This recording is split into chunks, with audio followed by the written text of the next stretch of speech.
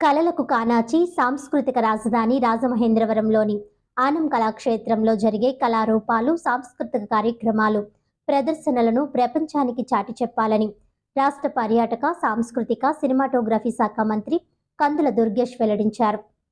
గురువారం రాజమహేంద్రవరం ఆనం కళాక్షేత్రం నందు 12 జూన్ నుండి 15 జూన్ వరకు శ్రీ రాధాకృష్ణ కళాక్షేత్రం వారిచే నిర్వహించబడుతోన్న 43వ కళా సమ్మేళనం 2025 కార్యక్రమంలో మంత్రి కందుల దుర్గేష్ ముఖ్య అతిథిగా పాల్గొని ప్రసంగించారు.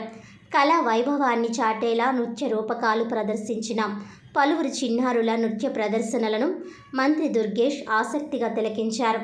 ఈ సందర్భంగా మంత్రి కందుల దుర్గేష్ మాట్లాడుతూ రాధాకృష్ణ కళాక్షేత్రం 4 దశాబ్దాలుగా కళారంగానికి, కళామ తల్లికి నిరాటంకంగా చేస్తున్న సేవలను కొనియాడారు.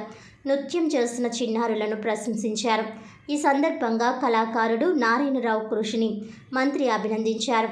ఆయన ప్రతిభా, సంస్కృతి సౌరభాలు కేవలం రాష్ట్రంలోనే కాకుండా ఇటీవల జరిగిన కుంభమేళాలో సైతం ప్రదర్శించి పలువురి మన్ననలు పొందారని గుర్తు చేశారు. 4 రోజుల పాటు జరిగే ఈ కార్యక్రమాలు నిర్విఘ్నంగా సాగాలని ఆకాంక్షించారు. రాజమహేంద్రవరం రాష్ట్ర కళా సాంస్కృతిక వైభవాన్ని ప్రపంచానికి చాటాలని సూచించారు. ఈ సందర్భంగా చిన్న వయసులోనే నారాయణరావు కూతురు లక్ష్మీ గీతిక కూచిపూడి, భరతనాట్యం, ఒడిస్సీ, మోహిని అట్టం వంటి నృత్యాలలో ప్రతిభ చూపి ఉపరాష్ట్రపతి నుండి అవార్డు అందుకున్నారని, మరిన్ని అద్భుత ప్రదర్శనలతో రాష్ట్రపతి అవార్డు సైతం అందుకోవాలని ఆకాంక్షిస్తున్నానని మంత్రి దుర్గేష్ తెలిపారు. శనివారం ఛత్తీస్గఢ్ రాష్ట్ర ఉప ముఖ్యమంత్రి ఈ ప్రదర్శనలకు హాజరు కానున్నాడని మంత్రి తెలిపారు. ఈ కార్యక్రమంలో రాధాకృష్ణ కళాక్షేత్రం సభ్యులు ఆచారి భగవాన్, చంద్రశేఖర్, దాసరి ధర్మరాజు, కళా కార్యక్రమ నిర్వాహకులు నాగేశ్వరరావు, నృత్యాన్ని ప్రదర్శించిన చిన్నారులు తదితరులు పాల్గొన్నారు.